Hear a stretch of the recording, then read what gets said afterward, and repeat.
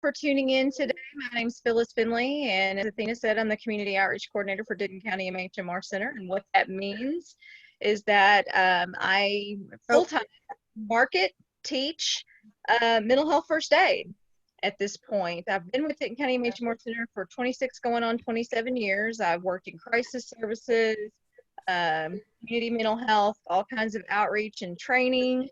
I've managed IDD programs, and so I've done a little bit of everything with the center, and I'm very, very happy to also be a representative of the NAMI board now. So thank you much for having me, and I'm going to go over some things that hopefully can help in this really difficult time that we're all having. So if you don't mind advancing one more up, Ragan. Let's just face it, this is hard. I just want to acknowledge the obvious. This isn't easy for any of us. We're all having a difficult time. This is unprecedented. No one has a handbook on how to deal with this because it's never happened before since since the Spanish. So this is hard for all of us to some degree. Some of us are struggling more than others. And it is okay to feel any emotion that you're feeling. We're all feeling different levels of different emotions. And it's okay. It's what we do with those emotions that matter. And we're going to talk about things that hopefully can help. So it's okay to be angry. It's not okay to hit someone we love, though. So those are some things that we need to figure out how we can cope and deal with this a little bit better, a little healthier. I have never loved that social distancing description. That just to me doesn't really, because we need each other right now. So I feel like we're physically distancing from each other versus social distancing. We need people right now. We need each other more than ever before. We need to have the capacity to reach out to one another for support. So whether it's friends or family members, doing that in a virtual way is very, very healthy. We want to continue those behaviors. But we need to be 6 feet away from everyone on the walking trail, at the grocery store. So it's physically distancing ourselves versus social distancing, because we need to be connecting with one another and making sure everybody's okay. And another thing I just want to remind everyone, this is temporary. It's not forever. It is our new normal, but it's not going to be forever. And so I think just reminding ourselves that this is not going to be an ongoing thing for the rest of our lives. It feels like it right now, but it's not forever. It's a very temporary situation, and you're far from alone. We're all experiencing this in some way. Everyone across the entire world is experiencing this in some way.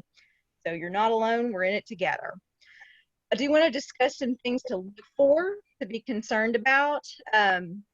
So some things to look for with your loved ones, with your children. If it's whatever's going on is making a situation where that person can't function, that's when we need to be a little concerned. But we're all functioning differently. So I want y'all to also give yourself some grace at this time as well. That's important. If you go a day without bathing and you didn't work out that day, oh well. If you ate a whole bag of Cheetos, oh well, one day. But if this is ongoing behavior, then yeah, we need to monitor ourselves and our loved ones and have an open discussion. And if your coping skills are not working, then that's when we may need to tap into some resources. You're a provider, whether it be a mental health provider, starting with medical maybe, but definitely tap into a provider if some of these issues are crossing over into an absolute inability to function. What am I talking? Sleeping 23 out of 24 hours a day and that ongoing, that could be a problem. Sleeping not enough. We need our sleep. We need good patterns of sleep. Drinking, this is an opportunity. I know that there's an uptick in alcohol sales. And so drinking too much, eating too much or too little. Like I said, hygiene issues. I mean, if this goes on for long periods of time and it's keeping you from being able to do the work you need to do or to support your children in doing their schoolwork, things like that, then that's when we may need to take a beat and get some assistance, to get some help. If you've already got an existing mental health concern, then having those symptoms exacerbate heightened levels. I mean, we're all feeling anxious. We're all feeling a little sad. We're all having all these emotions, but again, crossing over into a territory of where it's impacting our ability to function in the way that we should. And then that's when we may need to ask for help. Now, I'll get into crisis in just a minute when it's crossing over into thoughts of suicide and all that. But right now, I'm just, if your existing coping mechanisms and skills are not working, then that's when you may need some help. You'll go ahead and advance the slide for me, Ragan. Thank you. All right, so what can you do? What are some things that can be helpful? One of the biggest things is keep a schedule, keep a routine of some kind. We all feel completely out of control right now. This is one thing that you somewhat can control. You can control when you get up, control when you go to bed. You can control what you're doing during the day to a certain degree anyway. So try to keep a consistent schedule for yourself and also for your loved ones as well. If you've got kids in the house, they need that structure. So keeping some of that present, but giving yourself grace when you may not be perfect at it. No one's gonna, this isn't an exact science right now. Just do the best you can to keep some semblance of a schedule and a routine, and setting boundaries with your loved ones too. If you've got to work from this time to this time, set those boundaries with your loved ones. And then we can take a walk with the dog, you know, set those time frames and keep those boundaries. We need to move. Exercise for some of us is the longest four-letter word in American language. This is the time when you need to exercise. Definitely try to fit that in at least 3 times a week. Every day is probably better, but at least taking a short walk, getting some vitamin D. It is a natural antidepressant and will help you control some of that stress and anxiety reactions to that at least. Lots of water. Don't forget to drink your water. Try to eat as healthy as you can. Again, give yourself the grace whenever you might fall short of that. Some of those comfort foods can be quite comforting, and I understand that. But just, you know, trying to practice moderation and balance as best as you can given the situation. I've seen a lot of doing something for other people, whether it, you know, leaving a couple of rolls of toilet paper on your neighbor's porch, or, you know, making some helpful messages with your kids in chalk on the driveway or your garage, painting some rocks and out there with hopeful messages and on the running trail, sending messages of encouragement. Pam's children were sending letters to some nursing homes. Just finding something that you can do simply for other people can be very helpful and kind of get out of your own head. That can be some self-care. Taking care of pets, maybe even considering fostering if that's an option for you. I know a lot of pets need some, at least some temporary homes right now. Checking in regularly with friends and family, that can be very helpful, a social outlet. It's been very helpful for me to do things like these Zoom meetings because I can see people's faces of people I care about, like Lori. And that's very encouraging for me. I'm an extrovert. This is really hard for me. So getting to see the people I care about in via video is very, very helpful. And it might be helpful for you too. But anything you love, engage in that. Or trying something different, whether it be journaling, meditating, mindfulness, movies.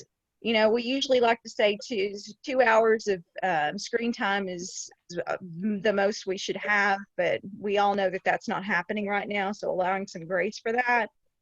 Dance parties, puzzles, board games, cooking together as a family, doing some deep breathing exercise, yoga, whatever. Any kind of home project that maybe you need to get to, this is the time to do it. And so whatever it is that you enjoy, maybe watching a faith-based service, whatever it is that gives you hope and is edifying to your spirit, now's the time to practice that. So whatever it is that you enjoy, do something that you enjoy every single day. And a very big thing, limit the amount of time that you're watching the news. I mean, it can be very depressing. It can be very sad. So we need to keep up with what's going on. Getting fact-based information is important. But overindulging in that is not going to be healthy for you or your loved ones. If you have children, that can be really scary and frightening for them. So we want to limit the amount of time that you're spend watching news and not digesting too much of that. And we want to engage in hopeful activities because it's already, you know, we're struggling as it is. So I'm going to hand it over to Ragan, and she's going to talk about communication with loved ones and people we care about during this time. Hi there, my name is Ragan Harrison, and I am exactly what Phyllis is, only over in Collin County. I am the mental health first aid coordinator and outreach specialist, and I will talk a little bit more about mental health first aid later. It is thebomb.com. If you have never taken a mental health first aid course, reach out to Phyllis or me and get your booty in a seat because it is incredible. I have been with LifePath for a little bit over a year. Everything I've done for them has been outreach, but I shifted into all things mental health first aid last, I would say June or July, and I love it. It's incredible. We get the opportunity to train people that care about other people, that want to know more about what to look for and what to do when they find what they're looking for. And it really is just an incredible day spent with people who care about others. So as Phyllis said, I think the most important thing we can remember right now is that this is unprecedented. It is hard for everyone, and some people's rain shower is other people's hurricanes. And so it is not our place to judge how other people are handling it or how we are handling it. Sometimes that kindness and that grace, we're able to extend it to others, but we're not able to look in the mirror and do it. And everything I say tonight about how to communicate with someone that you're worried might be struggling is the same way you should communicate with yourself in the mirror. It is so important to know that I love the things that Phyllis said about some days you're going to eat an entire bag of Cheetos and some days you might have an apple and a peanut butter. It just is about understanding that you're doing the best that you can do. It is also really hard right now, I will say, with everybody working from home in jobs that maybe did not used to be at home. Most of us are having to show our productivity somehow to the people that we work for, which makes sense as an employer and as a workforce, but sometimes that can be very draining. And you may have come upon feelings that you've never felt before. And if you've never experienced any kind of depression or anxiety, this is all new for you. And it's no different than when you get the flu for the first time and you're just like, whoa, that really is as bad as everyone's been saying it is. And so understanding that it's so important to give yourself some grace and to know that if you are getting up and you are doing your best, that is okay for that day, as long as you're willing to get up and try again the next day. And same for our kiddos. As we lean in and engage with our young people, it's so important to understand that they are processing these things too, but they don't even have the fully developed brain that adults have. And so they are trying to process these things, and they will need your help and your calmness and your communication skills that we're about to talk about. So as we communicate with ourselves and others, there's some B attitudes that we want to have around communication. You always want to be genuine and respectful with the people that you communicate with. Be present with those people in the moment. Try not to be doing 85 other things when you're checking in with someone. Really give them that time. I'm sorry, I'm going to be so mom-centered tonight. I've got a 5-year-old at home, and so that's what we do all day. And so I worked today, and I knew I was going to do this evening. And so I made sure to check in with him and get on his level and give him extra hugs and snuggles. And we went on a little scavenger hunt, and we did something that he wanted to do so that I could really be with him in that moment and kind of fill up his tank before this meeting started. Be aware that other person's feelings are very real. You do not have to agree with someone to accept that their perception is their reality. It is so important to understand that you do not get to judge or decide how another person feels. Their feelings are theirs. And when we communicate with someone, it's really important to be open and non-judgmental to how they're feeling. If you are lucky enough that they have trusted you to become vulnerable and tell you about their feelings, they need to be lucky enough to be heard without judgment. So again, that goes back to being accepting of their thoughts and feelings. Be aware of your language that you use and your facial expressions. Depending on your relationship with someone, you might be able to use sarcasm or jokes. to get to kind of the root of how they're feeling. But you also may need to really take a breath and dial that back and be really calm and honest and give a lot of silence to let them say how they feel. And then always be kind. Be kind to yourself, be kind to others. You know, I would encourage you to take this so far as one of your self-care strategies being, you know, writing yourself love notes to put on your bathroom mirror. What do you love about yourself today? What do you love about your children that they got from you? What do what do other people tell you makes you a great friend or a great sibling or a great child? Write those things on your bathroom mirror. But, you know, we're not taking lunches to work anymore, so we can't put notes in each other's lunch boxes. So put it on your door, put it on the walls. Cover your awareness with things that you like about yourself. What are some do's and don'ts when we're interacting with an individual? These slides were particularly written for an individual that might be going through a mental health crisis. But again, when I train mental health first aid, I really talk about those stages of sadness. And just like a person that's diagnosed with cancer, 4 stages of cancer, if we can step in at stage 1, the likelihood for a positive outcome is so much higher than if we wait until stage 4. And stage 1 of suicide, if suicide is stage 4, stage 1 is sadness. So if we can step in at sadness and really care about people, we can make a huge difference. But when we do that, we need to understand that the conversation is not about us. Don't take their comments personally. They may be struggling. They may be testing you and your limits and seeing if you're willing to stay in that conversation with them to see if they can push you away like they've pushed other people away in their lives. Don't take their comments personally. It is not about you. Stick with them. Going back to their perception is their reality. If a person says the sky is purple, you're not going to get anywhere arguing with them about the sky being purple. Instead, let's talk about, okay, are there any pretty clouds in that purple sky? Let's talk about what we can agree on. Acknowledge what is happening for them is real. Validate and normalize for people, okay? So this is a very broad paintbrush stroke of communication. If someone is experiencing, say, the grief of having to put their animal down the weekend before, and you ask your coworker, how are you? And they say, you know, I'm really struggling. We had to put our family pet down this weekend and it's really been hard. Instead of saying, oh, I've had to do that too, or lots of people have to do that, it's much more beneficial to say loss is difficult and everybody grieves in a different way. And I am here for you if you need anything while you're struggling with this. Okay. You've normalized it for them. You've validated that they have a right to feel that they want the way that they are feeling. That comes into that no judgment. Avoid language that creates defensiveness. If I could just change this one thing about the world, okay, there's some other things I might put before this, but this is a good one.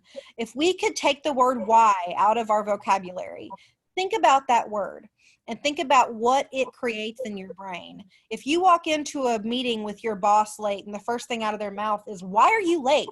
You're immediately defensive. You immediately feel like you have to defend what's happened to you, defend what's going on, and you stop being able to have a calm conversation. But if the first words out of their mouth are, is everything okay? It's not like you to be 10 minutes after the meeting starts. Totally different conversation. I know, I'm sorry, my morning completely got away from me, right? It's a different conversation. Really trying to avoid that word why, not only with somebody that might be experiencing a mental health crisis, but with yourself. Phyllis talked about it earlier. Don't look in the mirror or stand on the scale and say, ugh, why did I eat that entire bag of Cheetos? Give yourself a break. Instead, say, you know what? I was struggling and that bag of Cheetos was what I needed in that moment. Maybe tomorrow I won't go buy more Cheetos, okay? Work with yourself on communication strategies that don't trigger defensiveness. Approach and listen the other person without judgment. We've talked about that. Speaking in a slow, caring, calm, clear manner. The best way I can explain this is if you're in an argument with someone, i.e. your spouse or your kids, if you start yelling, what do? They escalate and yell back. They try to match your voice. If we can keep calm and quiet in an even tone, that's going to create a much better environment for a conversation that is beneficial. Always, always, always engage with empathy. People need your empathy, not your pity, okay? It is so important to understand that you can be with someone on their journey without comparing it to your journey or making it your journey. All of that being said, so we have talked about what some common struggles might be, what that might look like. We've talked about how you could communicate with someone that could be struggling. That all comes down to both Denton County MHMR and LifePath Systems are local behavioral health authorities. And we serve individuals in our counties for mental health, behavioral health, intellectual and developmental disabilities, and for Collin County, early childhood intervention. And so I'm going to talk a little bit about LifePath Systems and some of the specific services we have, and then I'm going to shift it over back to Phyllis and Lori, who are going to kind of wrap us up with what are the services Denton has, and also this really amazing loss program that Lori heads up. So first and foremost, if you are in some kind of immediate mental health crisis, for Collin County, this is our crisis line. There is a national suicide hotline, and that number can also always be called. But if you are living in Collin County or you are on Collin County soil, you can call this hotline number, 1-877-422-5939.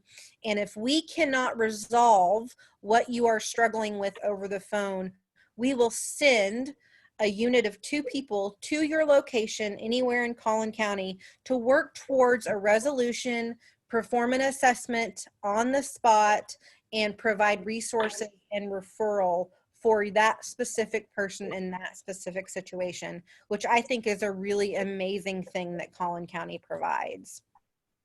We do have behavioral health clinic locations. So when you think behavioral health, you're thinking counseling services, psychiatric services, case management, skills training, psychoeducation. We have some housing and some employment services, our substance use and recovery treatment services. That all falls under the umbrella of behavioral health. Because we are an essential business, Collin County LifePath System chosen to keep their doors open in both their Plano and McKinney outpatient clinics. We also have a crisis center that has 14 beds, and it is currently open.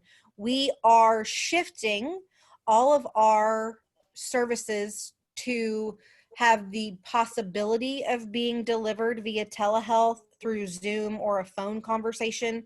But for some of our individuals, they're just not comfortable receiving their services over the phone. And for those people, we do still have our clinic hours open, 8 to 5, Monday through Friday. We are requiring anybody that walks through the doors to do that health screening that the CDC requires. The other thing I want to make a special note of on this is during this time of pandemic, where we have always traditionally wanted people to come in through our doors at one of these clinics to start services, we are no longer requiring an in-person assessment to start services.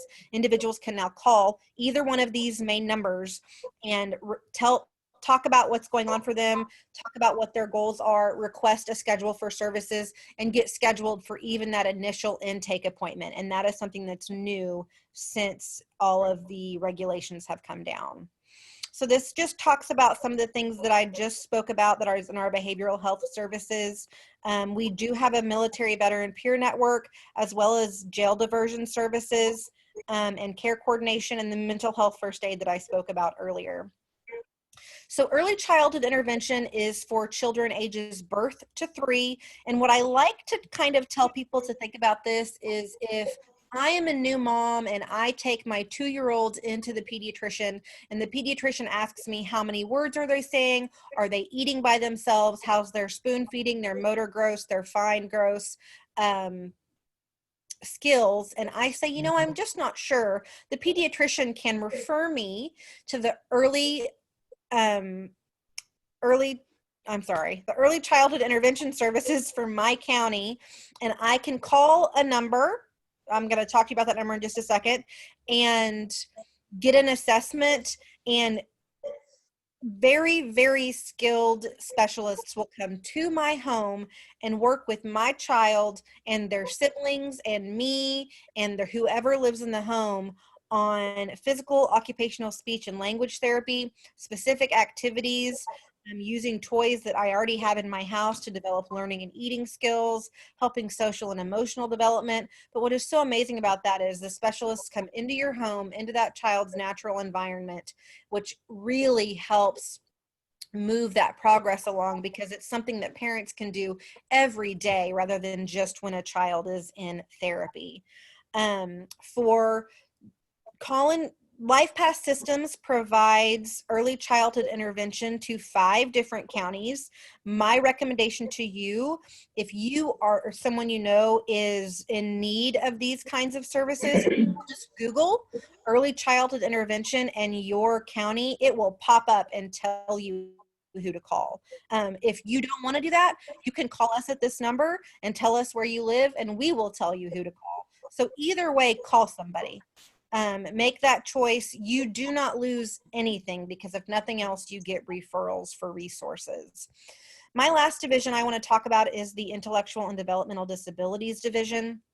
The most important thing I can say about this division of services, let me back up. This division of services is for our individuals with an IQ lower than 70 or that are on that autism spectrum. And now the most important thing I can say about this division of services is that if you believe for any reason that someone in your family or your child is going to struggle with an intellectual or developmental disability, call and get on that HSC waiver list today. It is the state waiver list for funds for services for IDD. It is 12 to 14 years long at this point. So if you think you might need services at some point, get on that list. It takes nothing from you but a phone call. They're going to call you every year and ask if you want to stay on the list. You say yes. When you come up for services, because you're on the top of the list, if you don't qualify at that point, all you've lost is a phone call a year. Okay? But if you do qualify, you've gained quite a bit. Some services that we can offer while a person is on that waiver list are things like service coordination, respite care services. We have a really amazing supported employment program, day program, skills training, OTPT speech. And if an individual is struggling with a developmental disability, but also with one of those behavioral health things I was talking about earlier, depression, anxiety, that individual can still get assistance on the behavioral health side of LifePath systems. So just talk about what your goals are and what you feel like you need help with. The intake specialist number for the Collin County IDD division is right there. But again, if you're not in Collin County, please feel free to just Google IDD and your county, and it should pop up, or call us and we will link you to the correct person. So a couple more things, Phyllis, I'm sorry, and then I'll shift it over to you. One thing that LifePath has partnered with is My Strength. So if anyone has heard about the Calm app or the Breathe app, those kind of sleep meditation apps that cost $90 for a year, My Strength is an app like that LifePath has paid My Strength so that our entire community can have access to it. You will get on the app or the desktop version. It'll ask you for your email address and a code. I will give you that code in just a second. And once you put that in, you have your own virtual mental health or behavioral health platform to do exactly what it says on the screen. You can talk about managing your depression, controlling your anxiety, reducing your stress, if you're trying to recover from drug or alcohol addiction, improving your sleep. There's parenting information on there. My Strength has come up with, since This pandemic has started a lot of things around COVID. They send me an email at least every other day, managing a healthy family during COVID-19, managing your stress during COVID-19, tips for working from home during COVID-19. If you do nothing but receive the emails that they send every other day, you are helping yourself, okay? This is a really amazing opportunity. All of the information is evidence-based. It's all written at a 5th grade reading level. Share it with your spouse, with your siblings, with your kids. It's going to ask if they're 13 or over, but other than that, this is for everyone. It really is an incredible app. And let's be honest, how many of you have apps sitting on your phone right now that you haven't used since the day you downloaded them? So it does no harm, again, to download this app, look through it, see what you think, and then if you don't like it, just delete it. That code is going to be LPSCOMM. That is LifePath Systems Community, LPSCOMM. And please feel free to email Athena at NAMI, or if your contact is Sherry at NAMI, sorry y'all, I'm throwing you under the bus, or me. I'll put my contact in here after this, and we may be sharing this PowerPoint. If you want to enroll in this and you need help with it, please contact somebody and we will get you directed to the right person. And then the mental health first aid is the class that Phyllis and I have both talked about up to this point. Do yourself a favor, take a class, strengthen your community, save your life, save a life. It really is incredible. I use it with myself. I use it with my 5-year-old. I use it with people at Target. I mean, you just use it all the time. It's awesome. This is my contact information. Pretty easy, rharrison@lifepathsystems.org. You can also email info@lifepathsystems.org, any question you may have, and we will get it answered for you. So we're going to go ahead and shift over to Phyllis. Thank you for giving me your time. And she is going to tell you all about the amazing things Denton County has. Well, we are also a local authority, just like LifePath is. So a lot of the same things that Ragan said applies to us. We are your local authority that serves all of Denton County. We're a nonprofit. We are a contracted provider by the state of Texas. There's 39 centers, I believe, like us in the state. Our mission is to enhance the quality of life of the persons we serve and their families. And if you don't mind going ahead and advancing for me. So I just really wanted to talk about some of how we're different. So all of our brick and mortar facilities are closed right now. We're doing everything by telephone. And so that's a little bit different than what Ragan is doing right now, or Ragan services are doing. They're keeping a lot more open than we are. Right now, we're only having certain days for med box appointments and injections. And that's, again, by appointment. And the clients that would apply to would know about that. If someone needs help with medication, they can call the nurse line. It's not a 24-hour number, but they can call 381-5000 and get to the nurse line. But it's not answered 24 hours a day. So, but we are doing everything. If you don't mind backing up just one. I'm so sorry. That's okay. That's okay.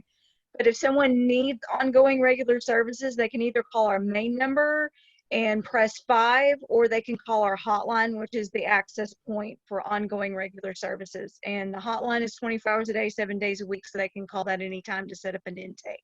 And it's also for crisis as well. And I'll talk a little bit more about that in just a second. But again, all of our brick and mortar facilities are closed right now, including psychiatric triage, our crisis residential unit. So everything is being done either virtually or primarily through the telephone at this point. So now you can advance. Thank you. This is our hotline number. Again, it's our access point for ongoing regular services. It is also the appropriate number to call if someone is in a psychiatric crisis, having thoughts of suicide, homicide, both, or may have deteriorated to the point with their risk of harm.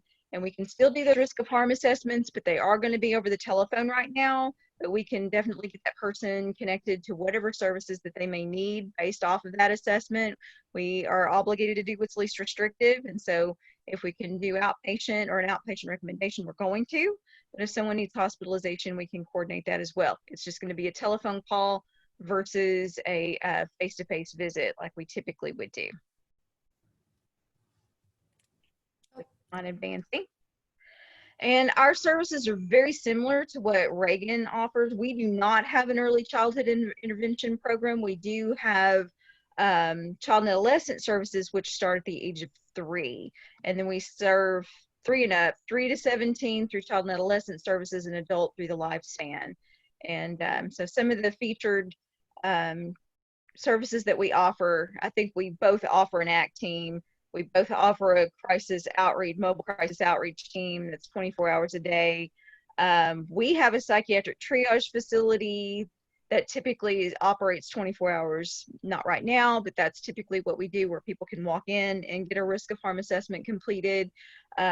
We also have a loss team, and that's a little bit different from what Ragan offers. We're going to talk about that in a minute. We have a first episode psychosis program, which is kind of unique to us, called Compass. We have a parole and probation program called Takumi, a homeless program called Connections. And so we offer some different services than what LifePath does, but quite similar. A lot of the case management levels of care are going to look exactly similar to what LifePath offers. I'm going to advance it. Our IDD program, we also have a number to call to get on the interest list. And throughout the entire state of Texas, we're looking 12 to 14 years to get into home and community-based services. And so that's just a rundown of all the different services that HCS offers. If you get into that program, it's a Medicaid waiver program. You can go ahead and keep going. But kind of the front door is the general revenue services, which is on the next slide. Ragan, if you don't mind advancing for me. There you go. All right, so through the front door, we'll get, of course, service coordination. A lot of these may have some waiting lists too, but once you go through intake and are approved, then you can get maybe some of these standalone services, which are state funded versus federally funded. Go ahead and advance. So there's the phone numbers I was talking about. So to set an intake, you really need to have Medicaid for IDD services right now with us. And then to get on the interest list, Ragan explained it looks exactly the same with us as it does with them. You're going to call that number and get on the interest list, and then you'll have follow-up phone calls. If something does change, if phone number changes, an address changes, it would be good for you to call and give that updated information. For that year phone call or 2-year phone call, whatever kind of schedule that they're on right now, to follow up. Okay, and then I'm going to turn it over to Lori. I hope this has been helpful from my perspective, and if you need me, my contact information will be at the end, and you can absolutely reach out to me, and I'll be glad to answer any questions. But I want Lori to talk about all the fabulous things that they're doing with the LOSS team. So I'm going to give it to her. Hello, thanks for having me. My name is Lori Common, and I am the coordinator for the Denton County LOSS team. So what is the LOSS team? LOSS stands for Local Outreach to Suicide Survivors. And what does that mean? A lot of people think that when someone has attempted suicide and survives, that they're the survivors. That's not what we're talking about in this situation. We're talking about people who have lost a loved one from suicide. And what we do is, the LOSS team is all volunteer, except for me. I'm the only paid person. And it's mental health professionals and seasoned survivors. And we work with the Denton County medical examiners. And when a scene has been ruled a suicide, they let us know, and we dispatch a team of 2, one mental health professional and one survivor to the scene to provide support and resources for the family. We're not counselors. We don't do anything like counseling, but we just offer, the survivor is the one that usually offers the most support, because it's really beneficial for someone who has lost someone to know that they're not alone. Sometimes when a suicide happens in your family, you think this doesn't happen, and you're very shocked. There's just a whole bunch of grief. And you can see I'm not as good a talker as my buddy here, Phyllis, but I'm just trying to let you guys know what we do. And we also have a lot of resources that we provide. We provide a lot of literature and books. One of the books is Touched by Suicide. It's a book for healing, hope and healing after a suicide death. We provide stuff for teenagers, for kids. We provide counseling resources. We provide forensic cleanup resources. And we give these to the survivors on scene, or we also do there's delayed responses. We also do those if for some reason we can't go to the scene, we do delayed responses. Right now, our world is a little different with the lost team, with everything that's going on. So the medical examiner is still contacting us, and we are still reaching out to the survivors via phone, and we're talking with them, and I'm mailing resource packets. I've been on the phone with survivors. They put me on speakerphone, and I've talked to the families, and we just let them know that they're not alone, and we try to get them steered toward the right services to begin their healing as soon as possible. We've been around since, I think, November of 2015, but we started doing on-scene responses in January of 2016. The Lost Team is very near and dear to my heart, and it's just very important, everything that we do, because survivors the Lost Team is a brainchild of a Dr. Frank Campbell out of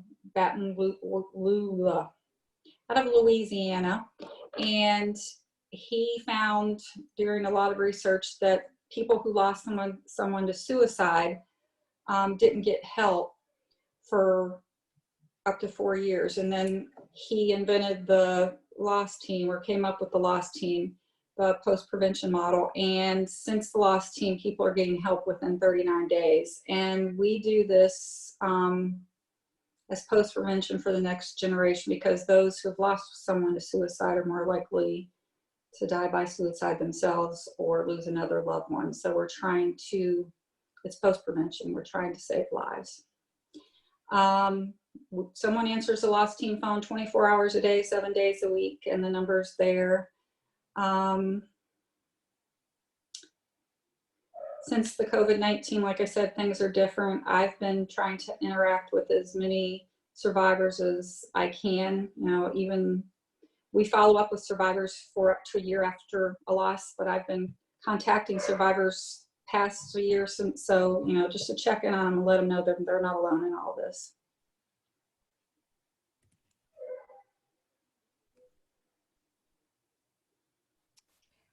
That's just a list of resources that we've compiled that we thought might be helpful. Hotline numbers, the Trevor Project, which is for youth that identify as GLBTQIA+. There's also a domestic violence hotline number, and then the disaster distress line for SAMHSA. So we thought that those might be some helpful numbers that might be useful too. I would really like to point out, thank you for putting this list together, Phyllis. I always like to point out that text prevention line, because for our adolescents, or even those of us that are super introverted, if you can't find it in your energy level to answer your phone calls from your loved ones, you might not be able to get it into your energy level to actually call somebody and talk about what's happening. But you can text that number and just say the word home or help or any of the above, and they will comment back to you, how are you? And it gives you an opportunity to just have a dialogue without having to talk. I am not a phone talker. And so I can only imagine if I was to the point of having suicidal thoughts, the very last thing I would think about is getting on the phone and doing something I don't like. So that text line can really be a lifesaver. I think that's so important.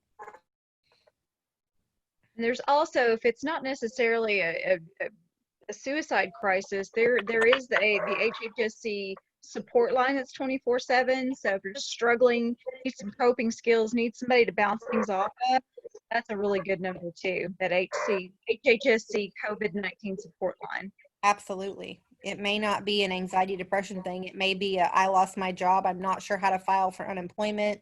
I'm frustrated, and they can help you through that. Absolutely. And I also want to say, while we're all on social media more than ever, it takes some control over what's rolling through your news feed with social media. Go to and find the Facebook pages or the Instagram pages for these things. Grant Halliburton in Dallas has an awesome Instagram and Facebook page. I'm sure Denton County MHMR does. LifePath Systems does. Mental Health America does. Mental Health First Aid does. I would be shocked if the Trevor Project didn't have one.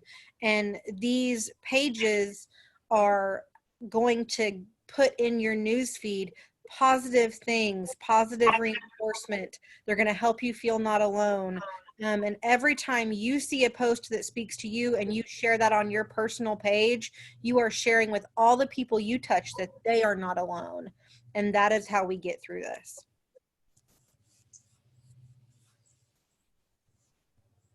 I think the last slide is just our contact information. So like I said, feel free to reach out to Lori or myself.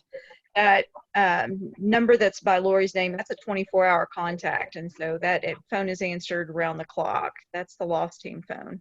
So she absolutely had, either she or someone will be answering that phone around the clock in case someone is struggling with a suicide death. And it may be 20 years ago, and we can definitely still support someone if they need that support. That is so incredible, because just as Lori said, the research tells us that family members and loved ones that have survived the loss of someone else are at much higher risk. Absolutely. And then this is NAMI's information, and I think maybe Athena should step in, and if she has anything to say about how y'all are doing your virtual programming right now, which is incredible, or Sherry or whoever. Sherry can jump in too. I have no problem with that at all. Thank you, Ragan, and thank you, Lori and Phyllis, for all of the absolutely amazing, helpful information. We had quite a few comments saying how helpful it was that you shared all this information. I do want to reiterate that if you have any questions, we still have about 7 minutes until our promise of ending the presentation, so we don't keep you longer than promised. If you have questions, please do type them in the chat box. We have over 20 people in here, so I don't want people to talk on top of each other. So we're going to keep you on mute and keep your videos off if you do have video. So I'm watching the chat box. Right now we don't have any questions, so I'm going to just reiterate that I have posted twice in that chat box the list of resources that were discussed today, in addition to other resources, because we do cover NAMI North Texas. Our service area is actually 4 counties: Dallas, Rockwall, Collin, and Denton. We happen to have Denton and Collin County speakers here tonight, but in the, it's called North Texas Resources List. In that list, it has all 4 counties represented, their crisis lines, their mental health facilities, as well as some national, like the, what else is it? The Suicide Crisis Center of North Texas, as well as the National Suicide Line. I do have a question. Please ask whether suicides have increased during COVID isolation. I'm sorry, I missed that question. Instead of answered that to me privately, I apologize. I didn't address that. That's okay. Do any of you have any statistics yet? Is anything coming back? I know in Denton County, we have not seen a spike as of yet. Actually, the suicide rate has gone down. But I'm worried the longer this goes on that we will see a spike. I have not, this is Ragan over at Collin County.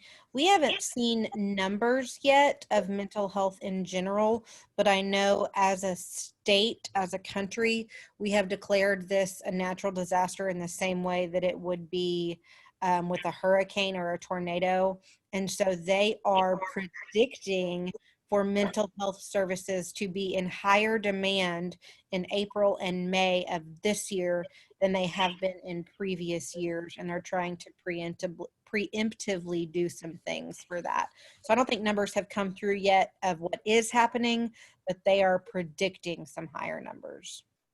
I know that numbers of like calls to abuse hotlines and things have gone down. But we are very concerned that those numbers that's not an actual picture of really what's happening. And I've seen a couple of different doctors predicting, just like Ragan said, kind of a ripple effect to where we're going to see more mental health intake probably in the coming months, and not necessarily, because we're barely a month into this. Right.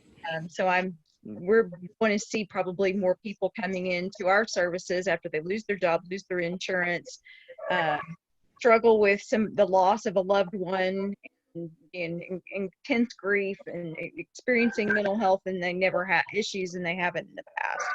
So I think our wave will come later. And something else to think about, and I know, I mean, I cannot be the only one on this call that's on Facebook or TikTok or mom groups or whatever else. And I know that people are using humor to get through this, but I have seen a huge uptick in, you know, day drinking and things like that. And so people forget that part of behavioral health and part of these county authorities are substance use disorders and recovery. And so I think we'll see a huge uptick in that as well. Yep. Nicole Bowers, who works for the city of Plano, she says no increase in suicides in the city of Plano yet compared to previous months. And then we also have a question about how does someone volunteer for loss? So that question's for you, Lori. They can just reach out to us. They can reach out to me with the number, or they can send me an email. It was my email on there. I didn't actually see it. It's LORIC at Denton County MHMR. You can go back a slide if you want. But we have trainings. We've typically had trainings a couple times a year, and it's like a 6-hour training that all the volunteers go through, and then after that you can volunteer. We don't ask you to volunteer any time that, you know, you can pick the days and times you want to volunteer. Great. I also have one more comment/question here. Any thoughts on what is going on with juvenile detention center and/or SOAR programs with regard to children's physical health with COVID-19 and, of course, mental health? I don't either. Yeah. That might be a question we have to take outside of this and ask someone else we know who has more connections to detention programs or SOAR programs. You're welcome to email that question to me. My email address is Athena, ATHENA @NAMINorthTexas.org. You're welcome to email that question to me and I can find the answer.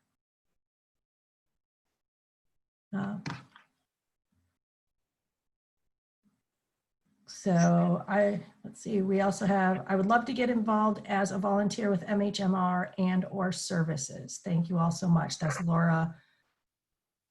Okay, I'm sorry, Bousquet.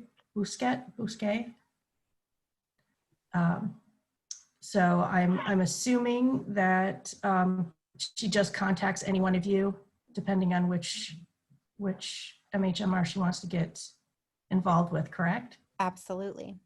Great. One of my colleagues said that Denton County SOAR programs are running as normal, except they're conducting psych appointments via telephone. And because we do contract for psych services with them, so they're apparently operating pretty much as normal, just appointments via telephone. So that's the answer to the Denton County part of that. And Collin County is doing psych services as normal, either via telephone or in person, depending on what the individual wants. We are also doing medication deliveries for current individuals that we are serving that are already enrolled in services. So that hasn't stopped in any way, shape, or form on our end. And then apparently in the Denton County area, we just do the psych services, and then they themselves do their own counseling and skills training. They provide that service. There's the answer to part of that. We got half the answer. That's good.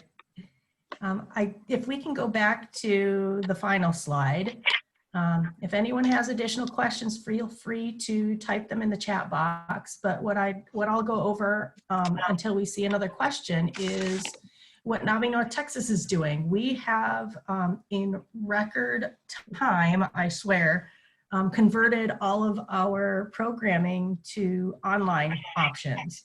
So we do have support groups. They're being offered weekly. Our family support groups are Tuesdays from 6 to 7:30 p.m.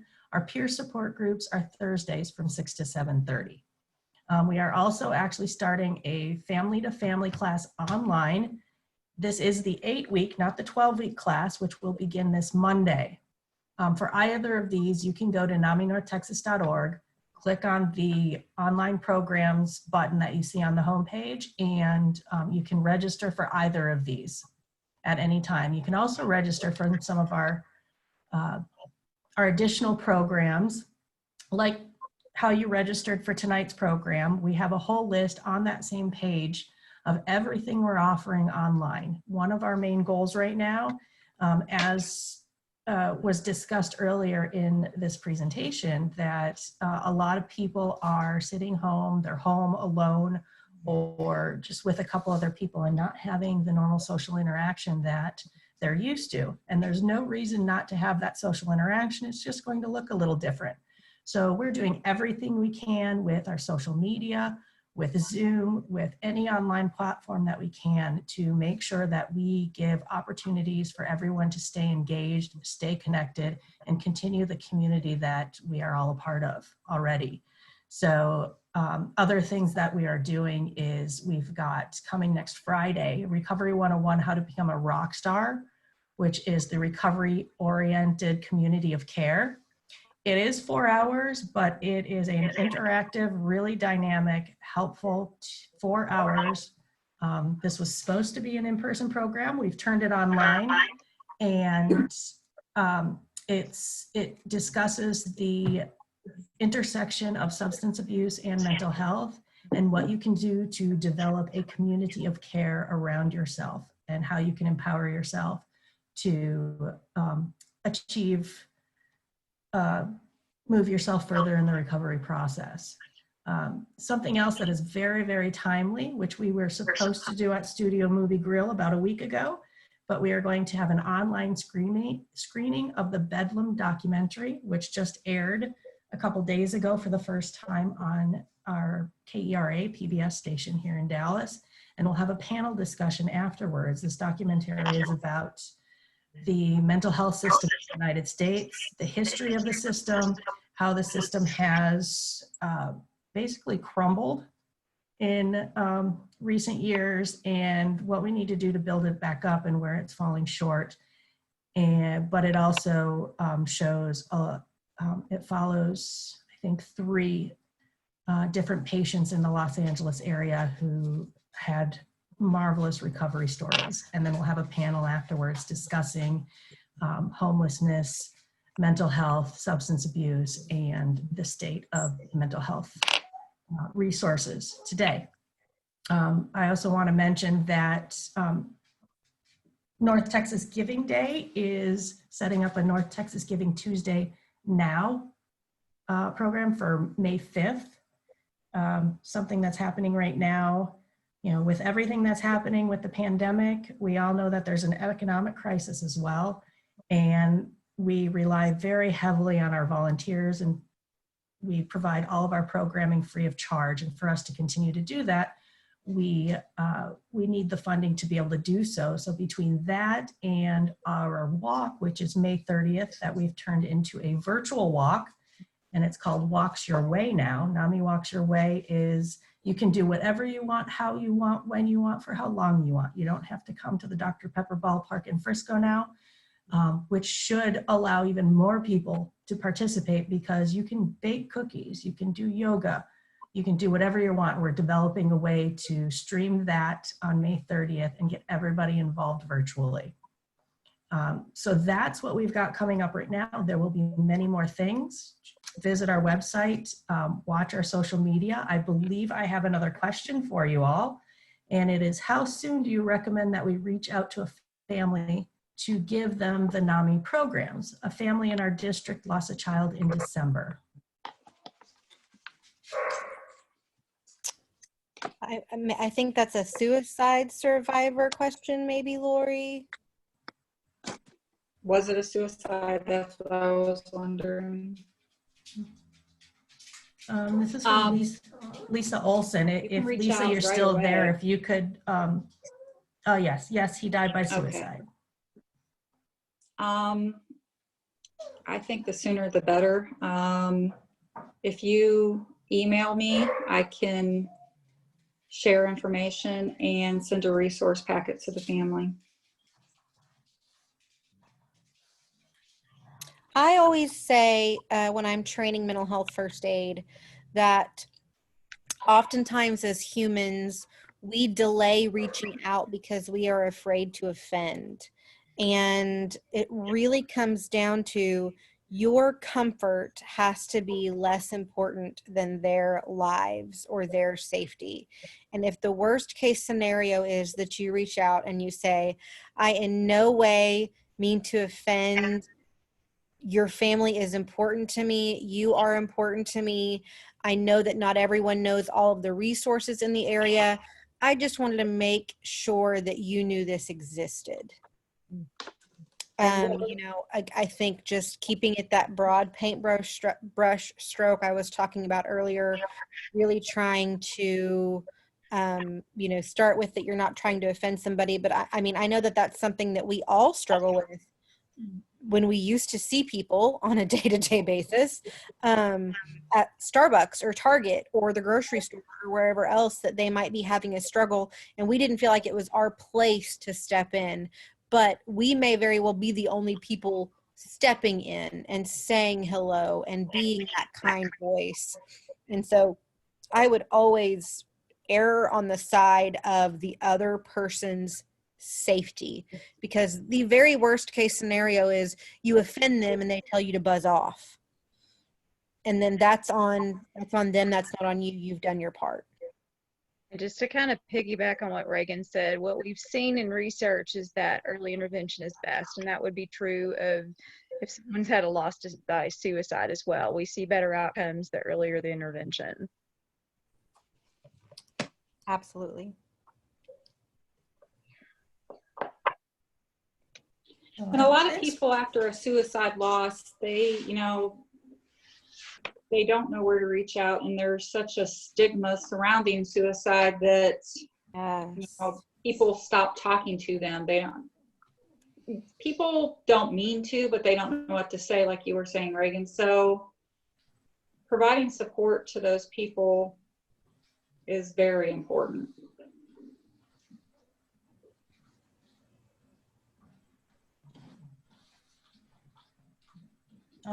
Somebody's asking for Lori's email address. Can we back the PowerPoint slide up again? Of course.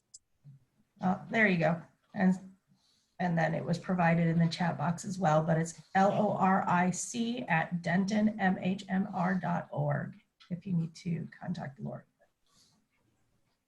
And you can also call the 940-205-6706, because like Phyllis says, someone answers the phone 24/7, and that's usually me, so you can usually get a hold of me anytime.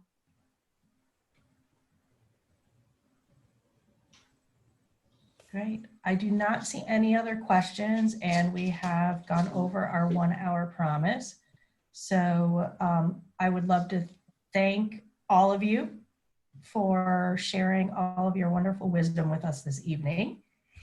And I think we are done for now. And contact information, hopefully everybody has that now. You can always follow up with any one of us with additional information. You have the PowerPoint slides in the chat box, as well as all of the resources that were listed here today. If you need those, we can post them on our website as well. This presentation was recorded, and I am about, once we're done, I will have it posted on our website tonight. Thank you all for joining us, and that's all for now. Please take care of yourselves and stay safe. Thank you for having us. Thank you.